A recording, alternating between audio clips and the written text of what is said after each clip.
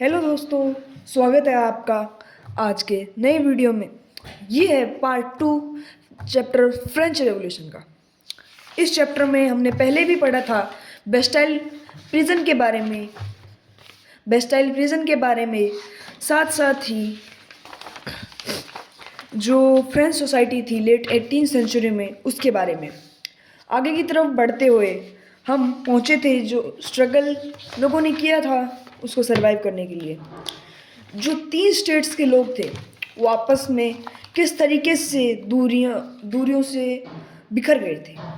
उनके बीच में ऐसी दूरी आ गई थी जो कि रिलेट कर रही थी उनके समाज में दर्जे को। ये जो स्टेट्स हमने पढ़े थे, क्लर्की, नोबिलिटी और जो थर्ड स्टेट जिनमें बिग बिजनेसमैन, मर्चेंट्स, ये वगैरह वगैरह लोग नीचे की तरफ आ जाते थे, उसकी बात हमने की थी। अब आगे बढ़ते हुए हम पहुँचे हैं ऐसे पॉइंट पर जो कि हमें ये बता मिडिल क्लास के जो इन्विजियस जो फ़ायदे थे वो अब एक एंड पर आने वाले हैं।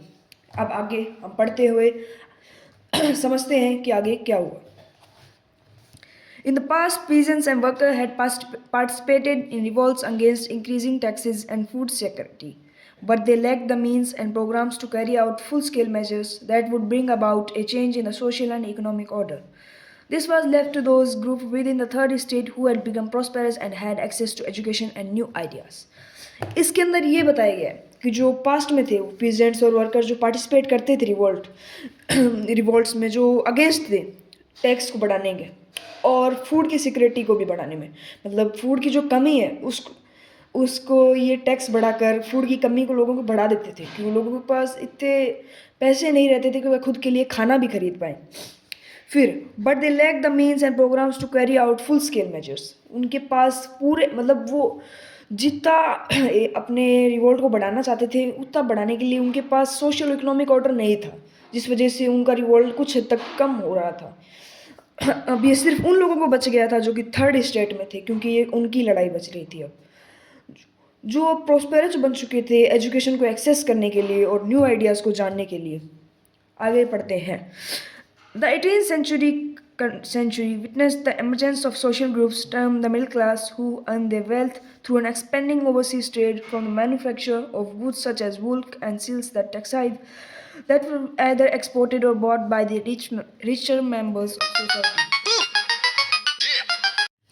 तो आगे की बात करते हैं।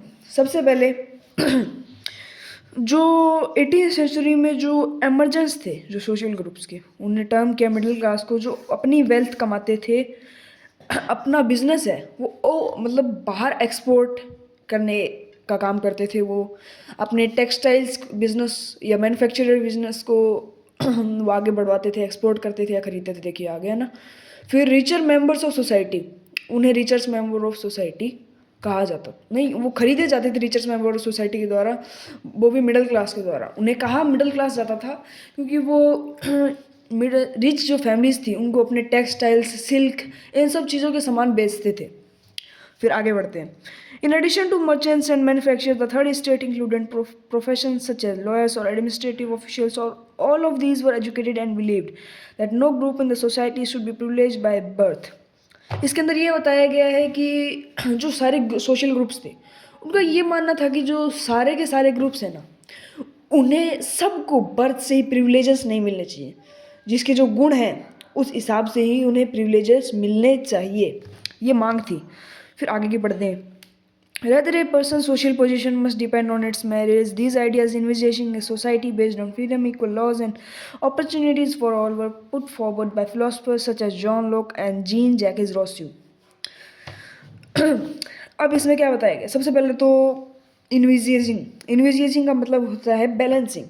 ये बैलेंसिंग करने में काम आता था। सबसे पहले जो भी बर्थ से जो लोग हैं उनको प्रिविलेजेस नहीं मिलने चाहिए, उनकी जो मेरिट है सोसाइटी में डिपेंड करनी चाहिए। जो सोसाइटी में उनकी पोजीशन है वो डिपेंड करनी चाहिए उनके मेरिट में, उनके काबिलियत में उनकी जो पोजीशन है वो लाई करनी चाहिए, ये कहना था। और जो फिलोसफर्स थे जिन्होंने अपॉर्चुनिटीज़ निकाली कि जो थर्ड स्टेट के लोग हैं वो इसको आगे बढ़ा सकें, उनका नाम था John Locke and Jean Jacques है, तो आप इन्हें अच्छे से थोड़ा याद रखना। In his two treatises of government, Locke sought to refute doctrine of divine and absolute right of the monarch. Rousseau carried the idea forward, proposing a form of government based on social contract between people and their representative.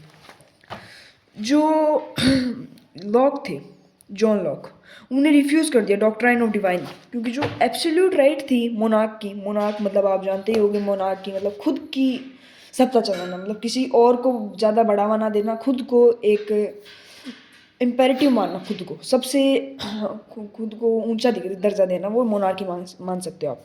रोज़्यू carried the idea forward, proposing a form of government based on social contract between people and their representative. Rousseau थे, उन्होंने ये idea को आगे बढ़ाया, जो representative थे उनके बीच में सोशल कॉन्ट्रैक्ट कराया, ताकि जो गवर्नमेंट है वो अच्छे तरीके से बन सके लोगों के बीच में और रिप्रेजेंटेटिव के बीच में। फिर जो स्पिरिट थी लॉ की, मोंटेस्क्यू ने प्रपोज की थी, एक डिवीज़न ऑफ पावर जो कि गवर्नमेंट के बीच था, लेजिस्लेटिव के बीच में था, और जो एग्जीक्यूटिव के बीच में था, जुडिशरी के बीच में था। ये नए ज़माने के हम जानते होंगे, जैसे फ्रेंच रेवोल्यूशन में ये सारी चीज़ें फ्रांस ने अपने तौर तरीके में जोड़ी, उसी प्रकार ये पूरी दुनिया ने इसे एक अच्छी सलाह मानी और इसे भी यूज़ करना शुरू कर दिया। इसे हम आज के समय में जान सकते हैं, लेजिस्लेटिव, एग्जीक्यूटिव, जुडिशरी। लेजिस्लेटिव जो लॉज बनाता है, एग्जीक्यूटिव जो लॉज को आगे बढ़ावा देता है या इम्प्लीमेंट करता है, जुडिशरी जो पनिश करती है उन लोगों को जो लॉज फॉलो नहीं करती, या फिर बैलेंस करती है उन लोगों के बीच जो लॉज फॉलो करते हैं, जो लॉज फॉलो नहीं करते। फिर आगे बात करें, this model of government was put into force in the USA after the 13 colonies declare the independence from Britain. ये जो मॉडल था गवर्नमेंट का, वो यूएसए में फोर्स किया गया था। जो 13 कंट्रीज़ थी उन्हें डिक्लेयर कर दी खुद की इंडिपेंडेंस ब्रिटेन से, ये बात बताई गई है। फिर आगे पढ़ते हैं, the American constitution and it's guarantee of individual rights was an important example for political thinkers in France. जो अमेरिका की कॉन्स्टिट्यूशन थी और गारंटी थी इंडिविजुअल राइट्स की, वो एक इंपॉर्टेंट एग्जाम्पल था पॉलिटिकल थिंकर्स का फ्रांस में। जो हमने इतनी देर से पढ़ा उसके बारे में ये बताया जा रहा है कि जो लॉ था फ्रांस का, उसको बढ़ावा देने की कोशिश की जा रही थी, सबको इक्वल राइट देने की कोशिश की जा रही थी। जिस प्रकार ये जो क्लर्गी, नोबिलिटी खुद के स्टेट्स बनाकर खुद को सबसे ऊपरी दर्जा देते हैं, उससे बचाने के लिए ऐसे लॉज इम्प्लीमेंट किए गए ताकि सबको बर्थ से प्रिविलेजेस ना मिले, सबको अच्छी से मेरिट के हिसाब से उनकी ज़िंदगी जीने का हक मिले।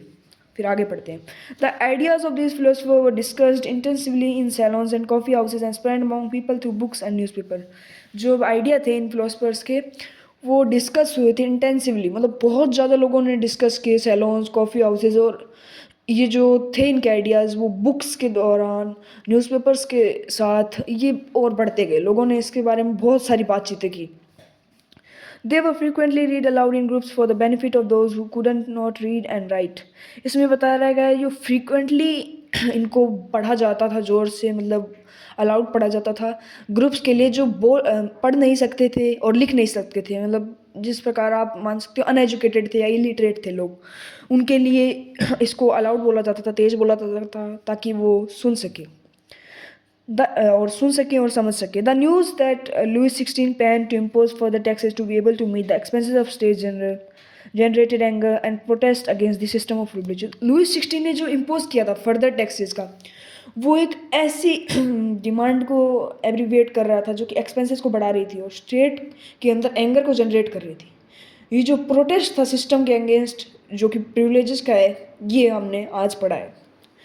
दोस्तों आज की वीडियो में इतना ही, अगली वीडियो में मिलते हैं साथ ही एक नए टॉपिक के साथ, जिस टॉपिक का नाम है the outbreak of the revolution. धन्यवाद दोस्तों, ऐसी और वीडियो के लिए हमारे साथ जुड़े रहिए। धन्यवाद।